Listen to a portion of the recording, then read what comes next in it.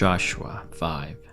Now when all the Amorite kings west of the Jordan, and all the Canaanite kings along the coast, heard how the Lord had dried up the Jordan before the Israelites until they had crossed over, their hearts melted in fear, and they no longer had the courage to face the Israelites.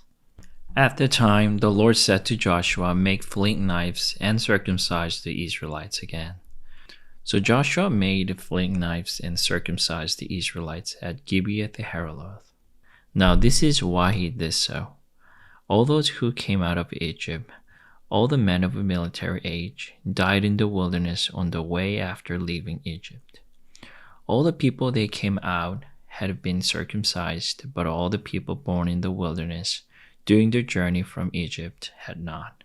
The Israelites had moved about in the wilderness 40 years, until all the men who were of military age when they left Egypt had died, since they had not obeyed the Lord. For the Lord had sworn to them that they would not see the land he had solemnly promised their ancestors to give us, a land flowing with milk and honey. So he raised up their sons in their place, and these were the ones Joshua circumcised. They were still uncircumcised because they had not been circumcised on the way. And after the whole nation had been circumcised, they remained where they were in camp until they were healed. Then the Lord said to Joshua, "Today I have rolled away the reproach of Egypt from you." So the place has been called Gilgal to this day. On the evening of the 14th day of the month, while camped at Gilgal, on the plains of Jericho, the Israelites celebrated the Passover. The day after the Passover, that very day, they ate some of the produce of the land, unleavened bread and roasted grain. The manna stopped the day after they ate this food from the land. There was no longer any manna for the Israelites, but that year they ate the produce of Canaan. Now when Joshua was near Jericho, he looked up and saw a man standing in front of him with the drawn sword in his hand. Joshua went up to him and asked, "Are you for us or for our enemies?" "Neither," he replied, "but as commander of the army of the Lord I have now come." Then Joshua fell face down to the ground in reverence and asked him, "What message does my Lord have for his servant?"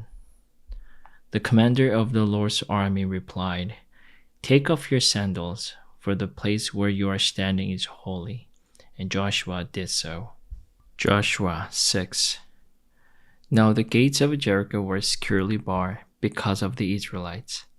No one went out and no one came in. Then the Lord said to Joshua, "See, I have delivered Jericho into your hands, along with its king and its fighting men. March around the city with all the armed men. Do this for 6 days. Have 7 priests to carry trumpets of a ram's horn in front of the ark. On the 7th day, march around the city 7 times, with the priests blowing the trumpets. When you hear them sound a long blast on the trumpets, have the whole army give a loud shout. Then the wall of the city will collapse, and the army will go up, everyone straight in." So Joshua son of Nun called the priests, and said to them, "Take up the ark of the covenant of the Lord, and have 7 priests to carry trumpets in front of it." And he ordered the army, "Advance, march around the city, with an armed guard going ahead of the ark of the Lord." When Joshua had spoken to the people, the 7 priests carrying the 7 trumpets before the Lord went forward, blowing their trumpets, and the ark of the Lord's covenant followed them. The armed guard marched ahead of the priests who blew the trumpets, and the rear guard followed the ark. All this time the trumpets were sounding. But Joshua had a commanded army, "Do not give a word cry, do not raise your voices, do not say a word until the day I tell you to shout, then shout." So he had the ark of the Lord carry around the city, circling once. Then the army returned to camp and spent the night there. Joshua got up early the next morning, and the priests took up the ark of the Lord. The 7 priests carrying the 7 trumpets went forward, marching before the ark of the Lord and blowing the trumpets. The armed men went ahead of them and the rear guard followed the ark of the Lord, while the trumpets kept sounding. So on the second day, they marched around the city once and returned to the camp. They did this for 6 days. On the seventh day, they got up at daybreak and marched around the city 7 times in the same manner, except that on that day they circled the city 7 times. The 7th time around, when the priest sounded the trumpet blast, Joshua commanded the army, "Shout, for the Lord has given you the city." The city and all that is in it are to be devoted to the Lord. Only Rahab the prostitute and all who are with her in her house shall be spared, because she hid the spices with sand. But keep away from the devoted things, so that you will not bring about your own destruction by taking any of them. Otherwise, you will make the camp of Israel liable to destruction and bring trouble on it. All the silver and gold and the articles of bronze and the irons are sacred to the Lord and must go into his treasury. When the trumpet sounded, the army shouted, and at the sound of the trumpet, when the man gave a loud shout, the wall collapsed, so everyone charged straight in, and they took the city. They devoted the city to the Lord and destroyed with the sword every living thing in it, men and women, young and old, cattle, sheep, and donkeys. Joshua said to the 2 men who had spied out the land, "Go into the prostitute's house and bring her out and all who belong to her, in accordance with your oath to her." So the young man who had done the spying went in and brought out Rahab, her father and mother, her brothers and sisters, and all belonged to her. They brought out her entire family and put them in a place outside the camp of Israel. Then they burned the whole city and everything in it, but they put the silver and gold and the articles of bronze and iron into the treasury of the Lord's house. But Joshua spared Rahab the prostitute, with her family and all who belonged to her, because she hid the man Joshua had sent as spies to Jericho, and she lives among the Israelites to this day. At the time Joshua pronounced this solemn oath, "Cursed before the Lord is the one who undertakes to rebuild this city, Jericho. At the cost of his firstborn son, he will lay its foundations. At the cost of his youngest, he will set up its gates." So the Lord was with Joshua, and his fame spread throughout the land. Joshua 7. But the Israelites were unfaithful in regard to the devoted things. Achan, son of Carmi, the son of Zimri, the son of Zerah, the son of a tribe of Judah, took some of them. So the Lord's anger burned against Israel. Now Joshua sent men from Jericho to Ai, which is near Beth-aven to the east of Bethel, and told them, "Go up and spy out the region." So the men went up and spied out Ai. When they returned to Joshua, they said, "Not all the army will have to go up against Ai.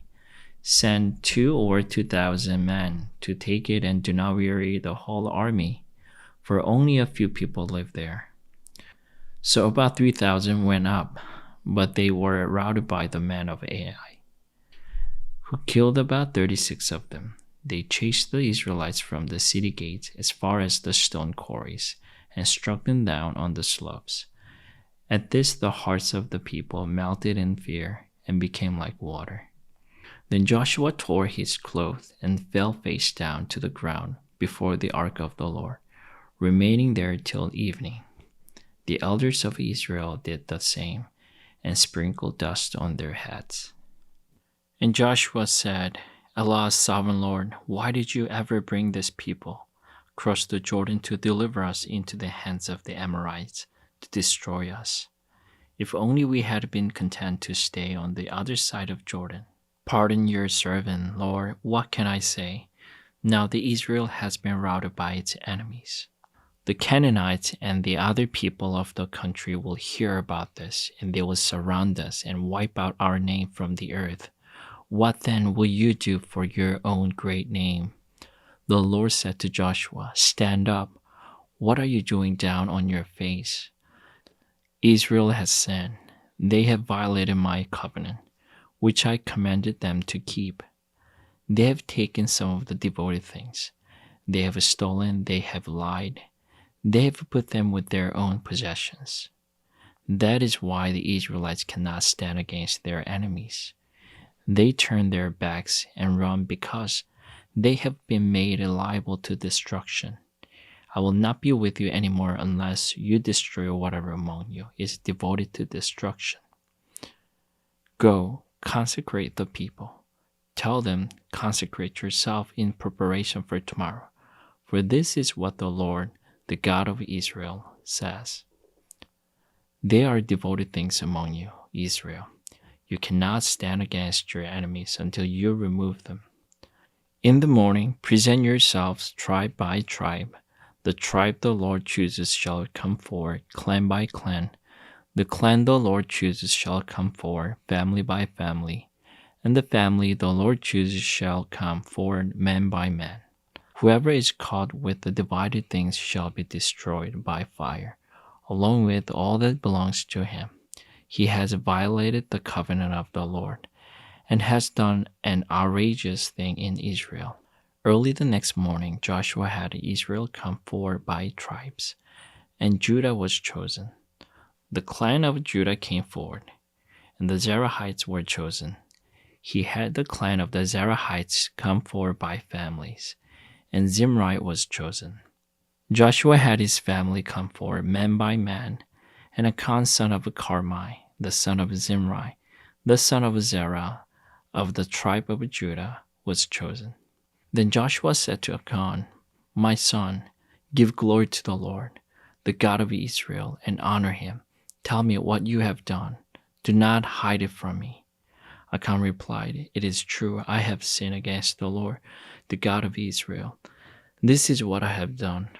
When I saw in the plunder a beautiful robe from Babylonia, 200 shekels of silver, and a bar of gold weighing 50 shekels, I coveted them and took them. They are hidden in the ground inside my tent, with the silver underneath. So Joshua sent messengers, and they ran to the tent, and there it was, hidden in his tent, with the silver underneath. They took the things from the tent, brought them to Joshua, and all the Israelites spread them out before the Lord. Then Joshua, together with all Israel, took Achan son of Zerah, the silver, the robe, the gold bar, his sons and daughters, his cattle, donkeys, and sheep, his tent, and all that he had, to the valley of Achor. Joshua said, Why have you brought this trouble on us? The Lord will bring trouble on you today. Then all Israel stoned him, and after they had stoned the rest, they burned them. Over Achan they heaped up a large pile of rocks, which remains to this day. Then the Lord turned from his fierce anger. Therefore that place has been called the Valley of Achor ever since. Joshua 8. Then the Lord said to Joshua, Do not be afraid, do not be discouraged. Take the whole army with you, and go up and attack Ai. For I have delivered into your hands the king of Ai, his people, his city, and his land. You shall do to Ai, its king, as you did to Jericho and its king, except that you may carry off their plunder and livestock for yourselves. Set an ambush behind the city. So Joshua and the whole army moved out to attack Ai. He chose 30,000 of his best fighting men and sent them out at night. With these orders, listen carefully. You are to set an ambush behind the city. Don't go very far from it. All of you be on the alert. I and all those with me will advance on the city, and when the men come out against us, as they did before, we will flee from them. They will pursue us until we have lured them away from the city. For they will say they are running away from us as they did before. So when we flee from them, you are to rise up from ambush and take the city. The Lord your God will give it into your hands. When you have taken the city, set it on fire. Do what the Lord has commanded. See to it. You have my orders. Then Joshua sent them off, and they went to the place of ambush, and lay in wait between Bethel and Ai. to the west of Ai, but Joshua spent that night with the people. Early the next morning, Joshua mustered his army, and he and the leaders of Israel marched before them to Ai. The entire force that was with him marched up and approached the city and arrived in front of it. They set up camp north of Ai, with the valley between them and the city. Joshua had taken about 5,000 men and set them in ambush between Bethel and Ai to the west of the city. So the soldiers took up their positions with the main camp to the north of the city and the ambush to the west of it. That night Joshua went into the valley. When the king of Ai saw this, he and all the men of the city hurried out early in the morning to meet Israel in battle at a certain place overlooking the Arabah.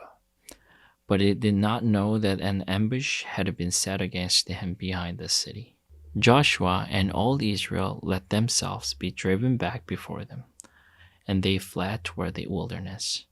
All the men of Ai were called to pursue them, and they pursued Joshua and were lured away from the city. Not a man remained in Ai or Bethel who did not go after Israel. They left the city open and went in pursuit of Israel. Then the Lord said to Joshua, "Hold out toward Ai the javelin that is in your hand, for into your hand I will deliver the city." So Joshua held out toward the city the javelin that was in his hand. As soon as he did this, the men in the ambush rose quickly from their position and rushed forward. They entered the city and captured it and quickly set it on fire. The men of Ai looked back and saw the smoke of the city rising up into the sky, but they had no chance to escape in any direction. The Israelites who had been fleeing toward the wilderness had turned back against their pursuers. For when Joshua and all Israel saw that the ambush had taken the city and the smoke was going up from it, they turned around and attacked the men of Ai. Those in the ambush also came out of the city against them, so that they were caught in the middle with the Israelites on both sides. Israel cut them down, leaving them neither survivors nor fugitives. But they took the king of Ai alive and brought him to Joshua. When Israel had finished killing all the men of Ai in the fields and in the wilderness where they had chased them, and when every one of them had been put to the sword, all the Israelites returned to Ai and killed those who were in it. 12,000 men and women fell that day, all the people of Ai. For Joshua did not draw back the hand that held out his javelin until he had destroyed all who lived in Ai. But Israel did carry off for themselves the livestock and plunder of the city, as the Lord had instructed Joshua. So Joshua burned Ai and made it a permanent heap of ruins, desolate place to this day. He impaled the body of the king of Ai on a pole, and left it there until evening. At sunset, Joshua ordered them to take the body from the pole and throw it down at the entrance of the city gate. And they raised a large pile of rocks over it, which remains to this day. Then Joshua built on Mount Ebal an altar to the Lord, the God of Israel. As Moses, the servant of the Lord, had commanded the Israelites, he built it according to what is written in the book of the law of Moses, an altar of uncut stones, on which no iron tool had been used. On it they offered to the Lord burnt offerings and sacrificed the fellowship offerings. There, in the presence of Israelites, Joshua wrote on stones a copy of the law of Moses. All the Israelites, with their elders, officials, and judges, were standing on both sides of the Ark of the Covenant of the Lord, facing the Levitical priest who carried it. Both the foreigners living among them and the native born were there. Half of the people stood in front of the Mount Gerizim, and half of them in front of the Mount Ebal, as Moses the servant of the Lord had formally commanded, when he gave us instructions to bless the people of Israel. Afterward, Joshua read all the words of the law, the blessings and the curses, just as it is written in the book of the law. There was not a word of all that Moses had commanded that Joshua did not read to the whole assembly of Israel, including the women and children, and the foreigners who lived among them. Amen.